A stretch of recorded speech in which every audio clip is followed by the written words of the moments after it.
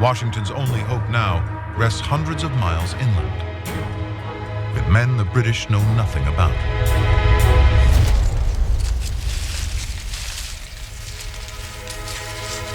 A new type of soldier with new weapons and new rules of war. Let's go kill us some redcoats. By June, a new British army of 8,000 men heads south from Loyalist Canada. Its objective, kill off the American Revolution once and for all. They're led by General John Burgoyne, an aristocrat, politician, and art lover. He's also one of the best cavalry officers in the British military. Burgoyne pushes south, following the Hudson River.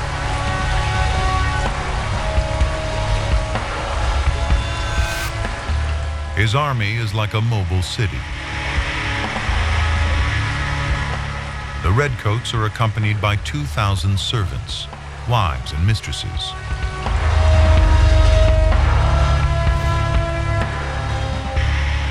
"200 supply wagons carry 84 tons of powder and shot, as well as silver and porcelain tableware for the officers' meals." Burgoyne's plan is simple.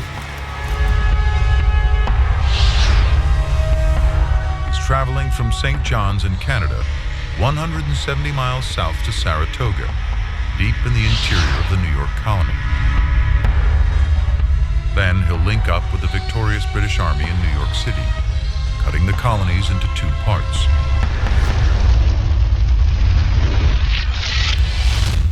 But the American frontier becomes the British Army's worst enemy. The problem is they're in what we might call a counterinsurgency kind of campaign, where their passage through the land and the offense that they give to farmers creates enemies wherever they go.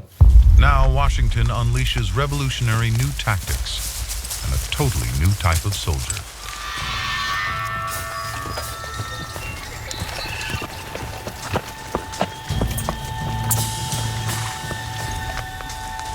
Men who learned their skills on the frontier. So this army came together, an army of militia, an army of woodsmen, an army of sharpshooters, and we didn't play by the rules. British redcoats are trained for open battlefields. Now they face rebel sharpshooters hidden in dense cover. Leading them, Daniel Morgan. Hard drinker, gambler, brawler. And now the colonel of an elite corps of 500 riflemen. He was a self-made man, and he was although not educated at a great school, was a smart guy, was a tough guy, and was ready and willing to step up when the time called. He was the perfect guy to show up at the perfect time.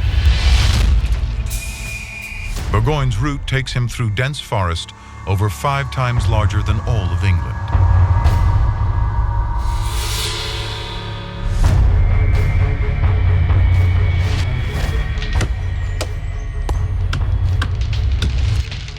Trees once intended to build British ships now become rebel roadblocks.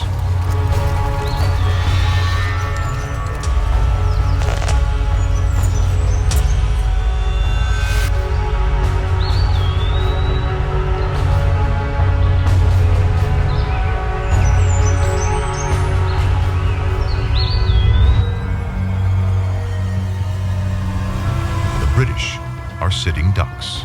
Their advance slows to just a mile a day.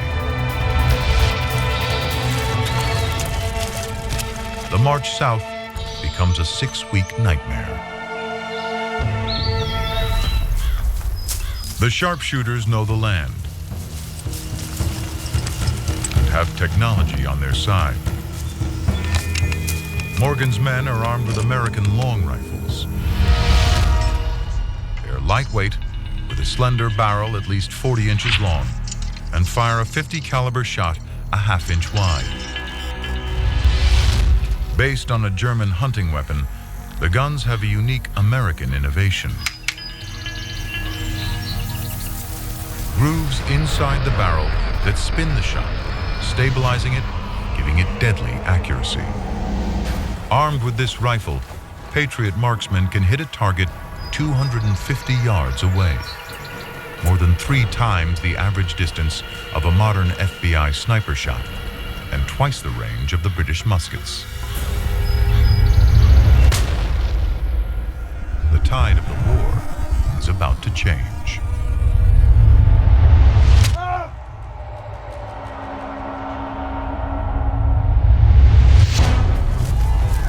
Morgan's plan: first take out Burgoyne's Native American scouts. 400 have allied themselves with the British to preserve their ancestral lands. But Morgan and his men now use traditional Native American tactics against them. They attack using speed, stealth, and surprise. After months of guerrilla warfare, all the scouts are dead or desert behind enemy lines. Any knowledge the Redcoats had of the terrain goes with them. The rebels are rewriting the rules of war, and they're about to do it again.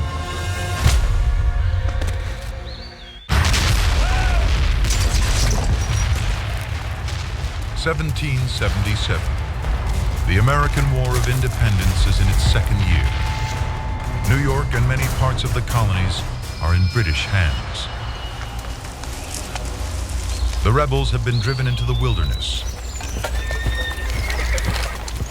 but the fight back has begun.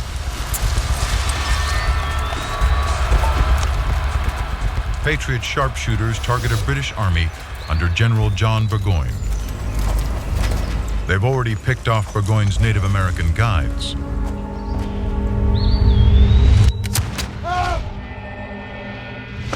Now the two armies meet near Saratoga. Here the rebels break the rules of 18th century warfare and start targeting British officers. The plan: leave the foot soldiers leaderless. Your officers tended to be your most educated guy. They understood the communication line. They understood exactly what the orders were. They were the source of trying to get something done on a battle space. In Britain's 53rd Regiment, all but one of its 11 officers are killed or wounded.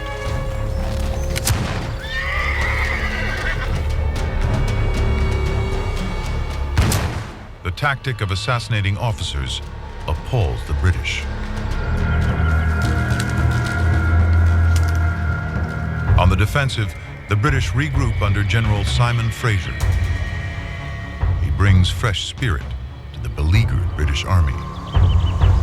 Daniel Morgan, commander of the sharpshooters, acts fast. Shimmy on up that tree and take out the redcoat on his high horse.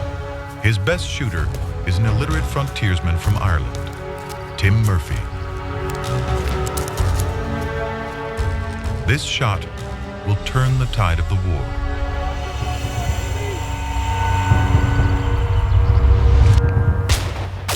The first shot misses.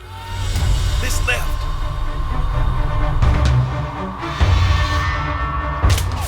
The second skims his horse. Too high. Reload. Come on. Take him out.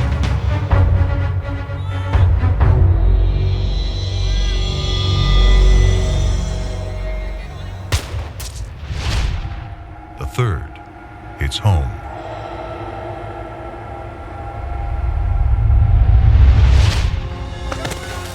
You could argue that whoever fired the bullet that took out Simon Fraser did as much as any founding father to establish American independence. Without leadership, the British lose 1,000 men.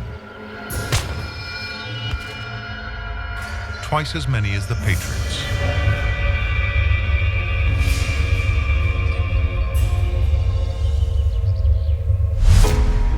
On October 17th, 1777, General Burgoyne surrenders. It's a turning point. The victory persuades Britain's greatest rival, France, to join the war on America's side. Now the French Navy will force the British to fight a war on two fronts, land and sea.